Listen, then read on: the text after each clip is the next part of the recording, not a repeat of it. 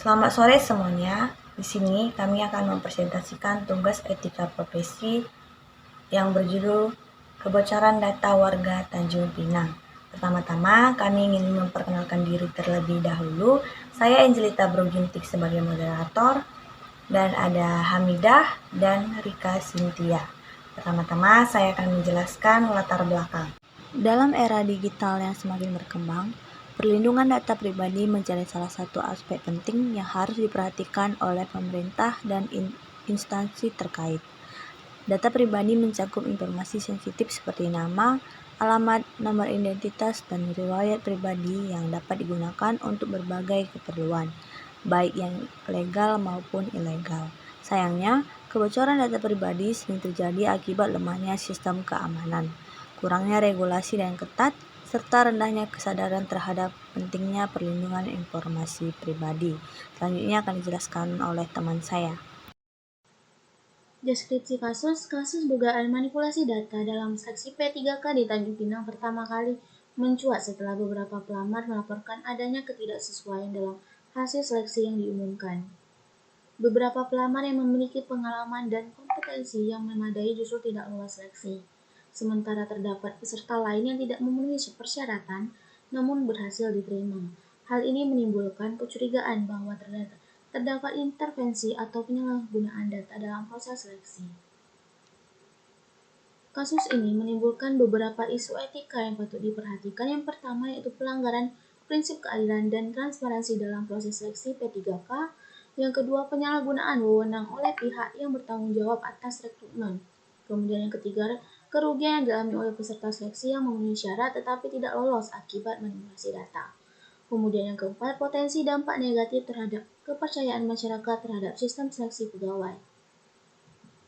Kemudian dampak yang pertama yaitu dampak terhadap masyarakat. Menurunnya kepercayaan masyarakat terhadap proses rekrutmen pegawai pemerintah. Meningkatkan rasa ketidakadilan bagi pelamar yang merasa dirugikan akibat sistem seleksi yang tidak transparan. Kemudian dampak terhadap instansi yaitu penurunan kredibilitas instansi yang bertanggung jawab atas seleksi P3K. Kemudian potensi adanya investigasi atau evaluasi dari pemerintah pusat atau lembaga pengawas terkait. Kemudian dampak terhadap pemerintah yaitu pemerintah daerah harus melakukan pemilihan citra dan memperbaiki sistem rekrutmen agar lebih transparan. Diperlukan perumusan kebijakan baru untuk meningkatkan akuntabilitas dan integritas dalam seleksi pegawai pemerintah. Di sini saya akan melanjutkan penjelasan dari teman saya. Yang dimana di sini saya akan menjelaskan beberapa analisis berdasarkan teori etika. Yang pertama itu teori hak sosial. Yang dimana dalam teori hak sosial, setiap individu memiliki hak atas privasi dan keamanan data pribadinya. Manipulasi data dalam proses seleksi P3K di Tanjung Pinang mengabaikan hak-hak individu yang seharusnya diperlakukan secara adil. Penyalahgunaan data atau ketidaksesuaian informasi dalam seleksi merusak hak pelamar untuk memperoleh kesempatan. Kedua, teori kewajiban, yang dimana menurut teori kewajiban, setiap pihak yang terlibat dalam rekrutmen memiliki kewajiban untuk bertindak dengan integritas dan bertanggung jawab. Pihak yang bertanggung jawab atas seleksi P3K seharusnya menjaga prinsip keadilan dan transparansi, serta memastikan proses berjalan tanpa adanya manipulasi data atau pemalsuan.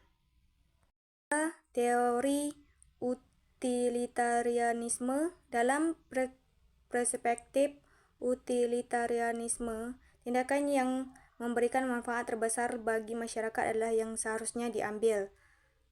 Manipulasi data dalam seleksi P3K tidak hanya merugikan individu yang dirugikan langsung, tetapi juga merusak kepercayaan publik terhadap pemerintah. Oleh karena itu, tindakan manipulasi data ini tidak sejalan dengan prinsip utilitarianisme yang mengutamakan kesejahteraan masyarakat. Termasuk strategi yang dapat diambil: 1. Peningkatan sistem keamanan data, 2. Transparansi proses seleksi, 3. Audit independen dan pengawasan, 4. Penerapan sanksi tegas, 5. Edukasi dan kesadaran masyarakat. Sekian, terima kasih.